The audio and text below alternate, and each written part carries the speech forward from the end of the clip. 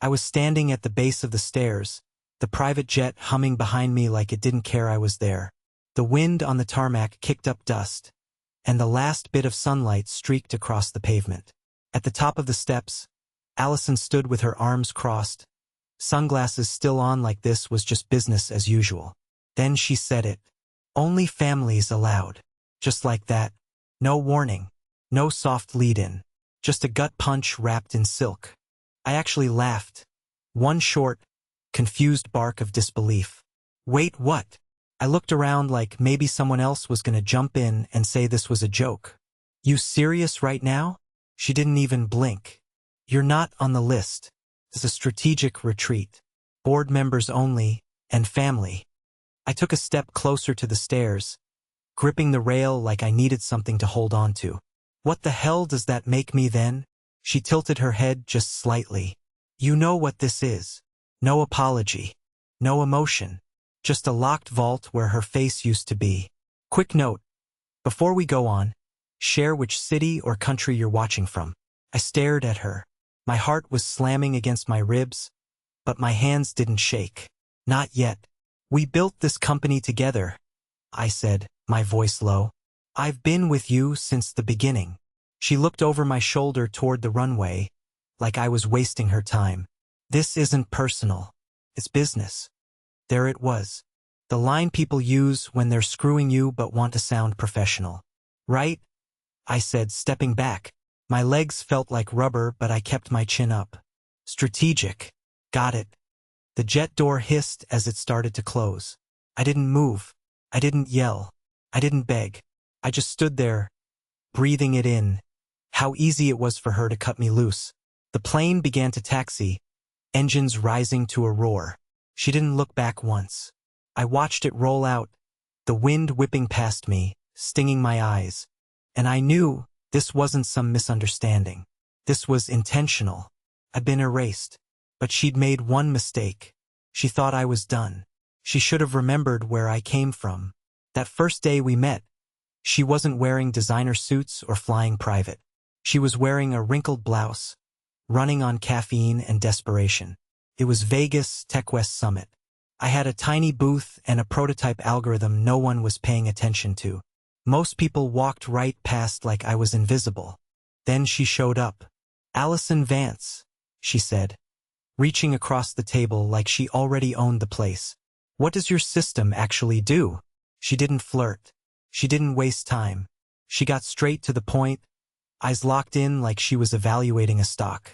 I gave her the pitch: real-time optimization engine, cloud scalable, low latency, and ready for enterprise deployment. She actually listened, asked real questions. Most people just smiled and grabbed a pen. By the time I finished, she was smiling like she just found gold under a pile of trash. "I've got funding," she said. "I've got access. You've got something that works. We should talk." We met up later that night in the hotel lobby. She laid it all out. Her startup, Sinkware, was bleeding money. Great branding, flashy site, big ideas, but no actual product. Her dev team had quit. She needed a real foundation. I had one. We merged within 2 weeks. New name, new structure, hypersync. She handled the investors and the press. I handled the system.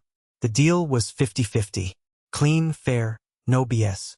We even signed it on a bar napkin before the lawyers got involved. For the first couple years, it was chaos in the best way. Late nights, instant noodles, crash fixes at 2 in the morning. She was in the trenches with me back then, answering emails at 3 a.m. running demos off a barely stable beta. We weren't just building a company. We were in it together. I saw her fire a vendor in the middle of a parking lot once. Told the guy to get the hell out of her way and not come back unless he had results. That fire, that bite, God, it was addictive. She believed in me when no one else would touch my work. My old boss said my algorithm was too complex to market. Investors thought I was too technical, too weird. But Allison, she got it. She saw the value and ran with it. I didn't mean to fall for her.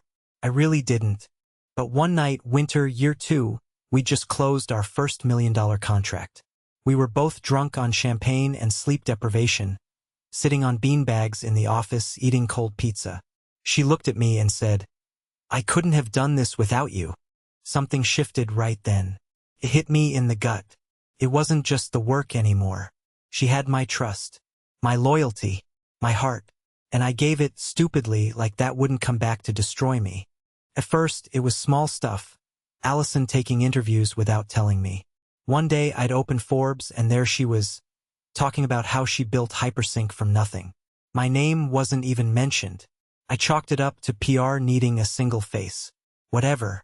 She always said I hated the spotlight anyway. But then it kept happening. TechCrunch, Wired, even CNBC. Every article made it sound like she was some kind of lone genius.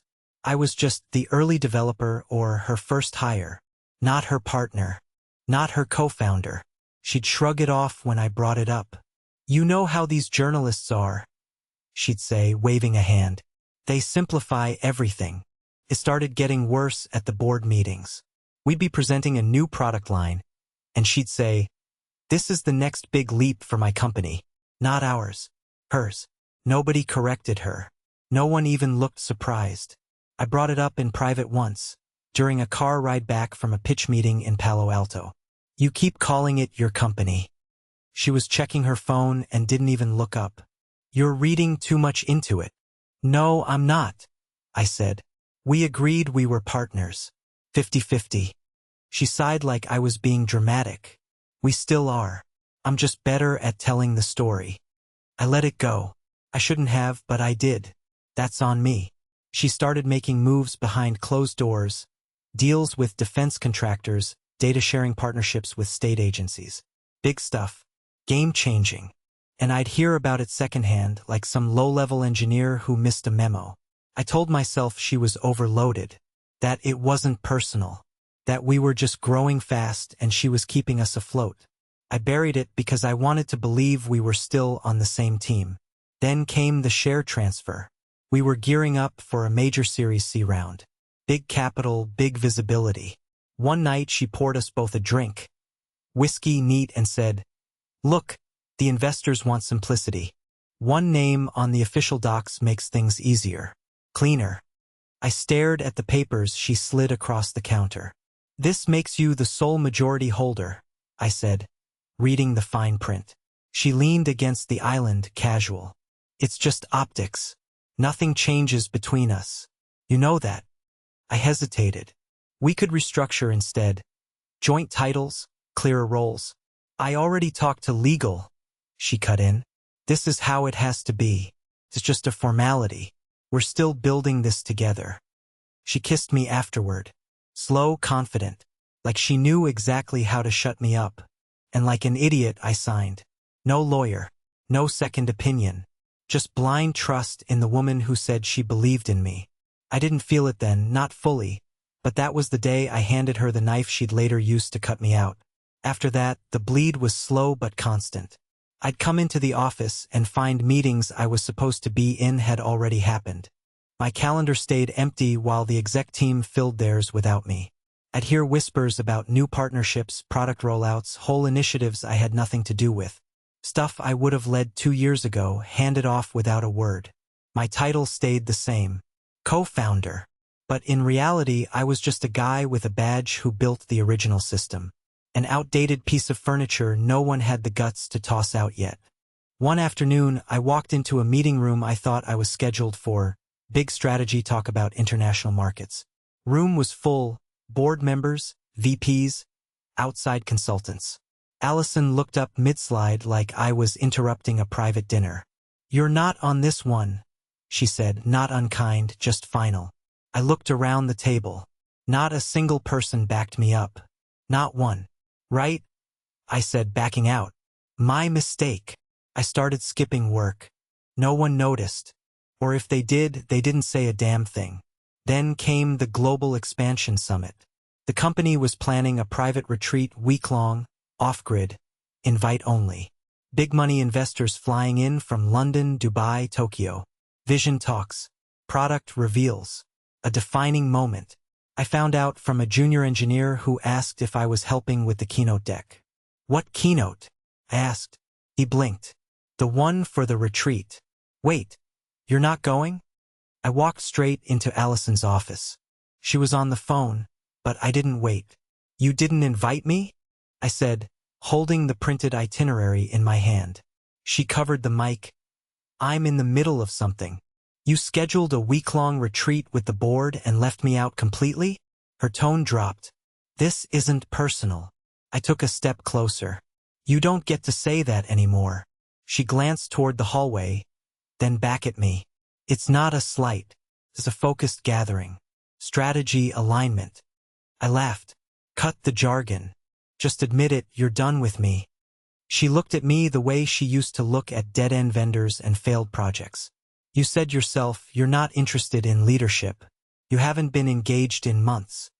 Because you froze me out, I wanted to shout. Because you designed it this way. Instead, I nodded slowly. You're right. I haven't been engaged. I walked out. Didn't slam the door. Didn't throw a scene. Just left. I didn't go back the next day. Or the day after. The invite never came. The week of the retreat, I stood on the tarmac as their jet engines started, watching her at the top of the stairs with the same face I once trusted. She didn't wave, didn't blink. I didn't give her the satisfaction of seeing me flinch. I turned and walked to my car, one hand on the door, heart pounding like a war drum.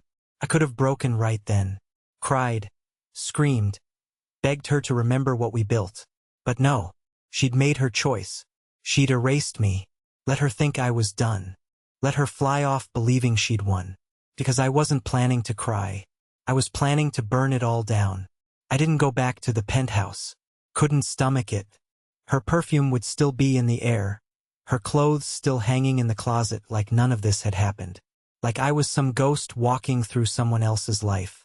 Instead, I drove. No GPS, no music.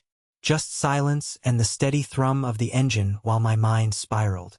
I ended up where I always do when I need clarity. A one-room warehouse on the edge of Livermore, tucked behind a row of dead factories. No signs, no windows, just one steel door and a biometric lock only I could trigger. Inside was my server, my real one, not the company servers, not the cloud deployments the team used. This one was mine.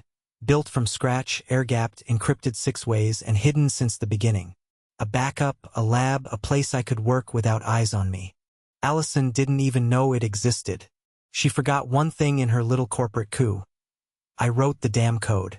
Every core function, every security layer, every bit of the original engine mine.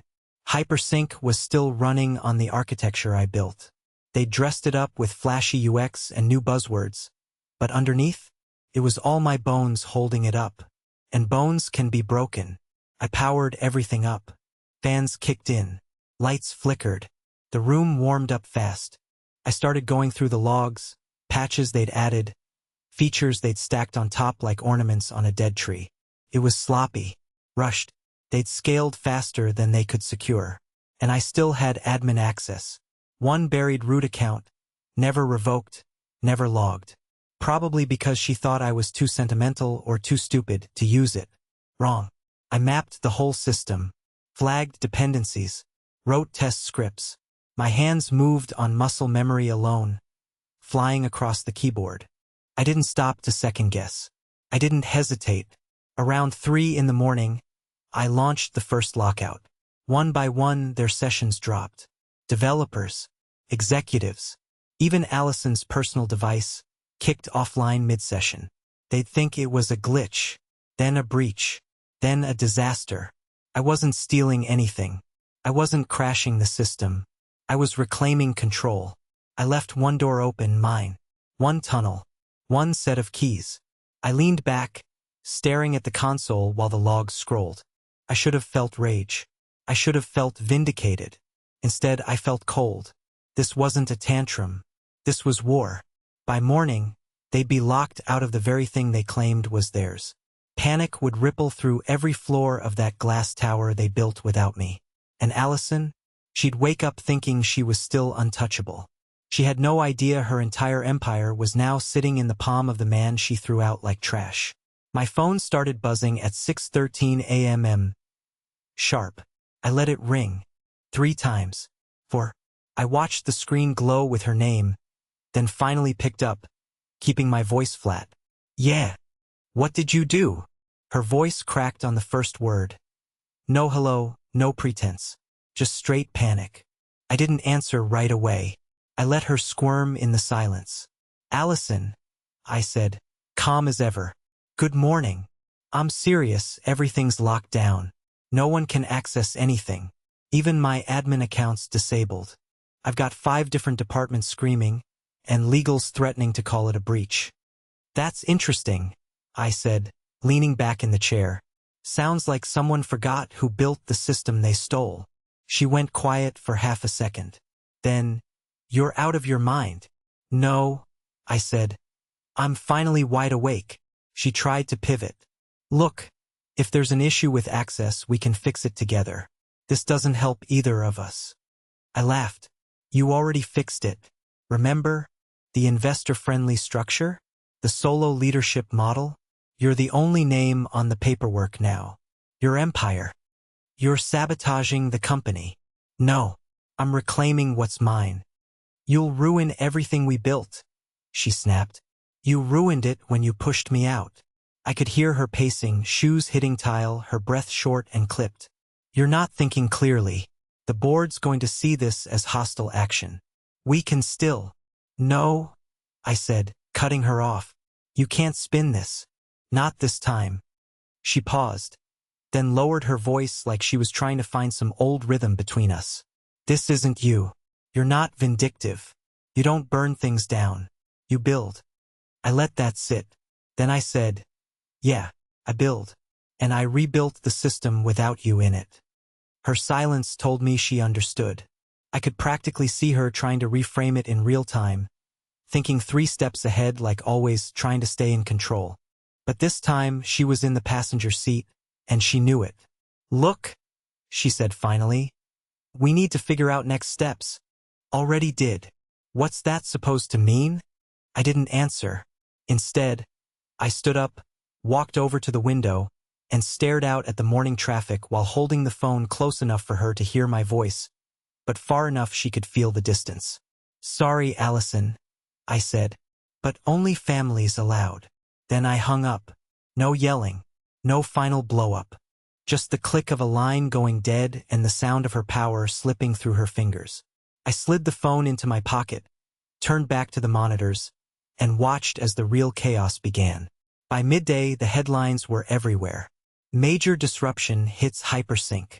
Clients locked out nationwide. Stock tumbles as system crash sends shockwaves through tech sector. It was beautiful. I watched it all from my apartment, curled up on the couch with cold coffee and a dead stare. I hadn't slept. Didn't need to. The adrenaline kept me upright. My inbox blew up first. CTOs, old contacts, journalists who hadn't talked to me in years suddenly remembered I existed. Then came the calls. Not from Allison. She was smart enough not to try again that soon. From the board. First it was Mendez, the guy who once called me background genius like it was a compliment. Hey man, just wanted to get a read on what's going on. You hearing anything on your end? I didn't answer. Then came Lisa from legal. We need your help stabilizing the core infrastructure. We're willing to bring you back in officially on contract. I laughed out loud at that one. Next came Becker, the chairman. This time I answered. Look, we didn't know how bad the internal situation was, he said. If we'd known Allison was keeping you out. You backed her. We were told you'd stepped away. You mean that's what she told you? And you bought it. He sighed. This isn't personal, okay? The company's collapsing. Our valuation's in freefall. That sounds like a you problem. You're punishing everyone because of one relationship gone bad? No, I said. I'm reminding all of you who made this possible in the first place. You're not thinking clearly. You're right. I'm thinking perfectly clearly. For the first time in years. I hung up. Let them scramble. Client services crashed first. No logins, no data syncing. By the time they realized their backups were stale, the calls started flooding in from overseas clients threatening lawsuits. By the afternoon, CNBC ran a segment with the headline, Was Hypersync's tech ever real? That one hit hard. You could see it in Allison's face when they pulled a photo from a past press release. Her standing solo in front of a massive Hypersync banner, smiling like a queen. Now she looked like a fraud caught playing dress-up. And no, I didn't feel bad. She wanted the spotlight. She kept pushing me out of the frame. Now she could own the whole damn mess. I opened Twitter. Hashtags were trending. Hashtag HypersyncFail. Hashtag where is the code? Hashtag not so genius. Every post chipped away at the illusion she'd spent years building. People asked why the visionary founder didn't know how her own system worked. Industry folks dug up old interviews where she took credit for things I built. Some of them started tagging me. I didn't respond. I just watched. Watched the empire fall, brick by arrogant brick. She had built it on my shoulders and convinced the world she stood alone. Now she was sinking, and no one was throwing her a rope. The knock came just after 7. Not frantic. Not slow. Just hollow. I already knew who it was. I opened the door and there she stood. Allison, but not the one from magazine covers or boardrooms. No heels. No makeup. Hair pulled back in a shaky bun. Eyes red. She looked like she hadn't slept in 2 days. She didn't even wait for me to speak. "Please," she said. "We need to talk." I stepped aside without a word. She walked in like a stranger in a crime scene, eyes darting around the room, landing on the monitors still running behind me. "You still watching it fall?" she asked, trying for casual. Came out flat. "I built it. I have a right to see how it ends." She turned to face me. "This is beyond the company now. Investors are threatening lawsuits. Clients are talking breach of contract. If we don't fix it by tomorrow, there's no we." I said it without raising my voice. "You made sure of that." She flinched. "I get it," she said. "You're angry, but what you're doing, this isn't justice. It's revenge." I nodded. "You're damn right it is." She moved closer, her voice soft. "I made mistakes. I should have handled things differently, but you can't erase everything we built." I narrowed my eyes. "Funny. That's exactly what you tried to do to me." She didn't answer. "I sat in silence while you told the world it was your company. I stayed loyal when you shoved me out of meetings, cut me out of decisions, took credit for my work. I thought I was protecting the brand." "No," I snapped. "You were protecting yourself." She backed off, hands dropping to her sides. "I didn't know you still had access," she said finally. "Of course you didn't," I said. "You stopped looking at me like a threat a long time ago." She sat down on the edge of the couch, deflated. "I'm not asking you to forgive me.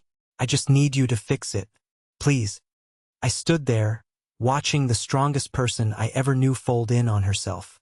"You don't care about the company," I said. "You care about your image. You care that the world's finally seeing what I saw a long time ago. I care that everything's falling apart." "It should fall apart," I said. "You built it on lies." Her voice cracked. "We built it together." I looked down at her, at the wreckage of a woman who once told me I was the future, then turned around and buried me like an old secret. "No," I said. "You built this part alone." She stood slowly, gave me one last look, like maybe there was a version of this story where I'd still come back. But that version died a long time ago. "You're really done," she said. "I was done the second you made me disappear." She didn't argue, didn't beg again, just walked to the door, opened it, and paused. Her voice was barely a whisper. "I never thought you'd do this to me." I met her eyes. "That's the problem, Allison. You never thought I could." The door clicked shut behind her. And just like that, it was over. The door clicked shut behind her. And I didn't look back. By the end of the week, Allison was done. Gone from Hypersync. The board forced her out in a closed-door vote. No press conference. No golden parachute. Just a short statement citing leadership concerns during a technical crisis. That was corporate speak, for she got played and humiliated on the world stage. Every article shredded her to pieces. Overhyped visionary exposed. The face of Hypersync wasn't the brain behind it. Inside the collapse of Silicon Valley's favorite illusion. And there it was, my name, buried in footnotes at first, then climbing into the headlines. People started connecting dots. The press shifted from asking what went wrong to asking who really made it all work. I didn't answer the calls. I didn't need to, because I was already building something else. SyncForge. Same foundation. Better architecture. Cleaner, smarter, leaner. My tech, my name, my rules. The day I launched the beta, the site crashed from traffic. In a good way. Investors who'd backed Hypersync were now calling me, falling over themselves to offer funding. One even said, "We always knew you were the real asset." I took their money, not because I needed validation, because I wanted the firepower. SyncForge scaled fast, faster than I expected. People trusted it. They trusted me. I didn't put on a show. I didn't sell them a dream. I gave them results. Allison, she vanished from the news cycle. No new ventures. No interviews. No TED Talks or thought leadership articles. Just silence. She tried calling once more. Different number. I almost didn't answer, but I did. She didn't say hi. Just a quiet, "You really did it." I waited. Let her sit in that. Then I said, "Only families allowed," and hung up. That was the last time I heard her voice. No rage. No apology. Just silence. And I liked it that way, because this time the win was mine, and there was no one left to take it from me.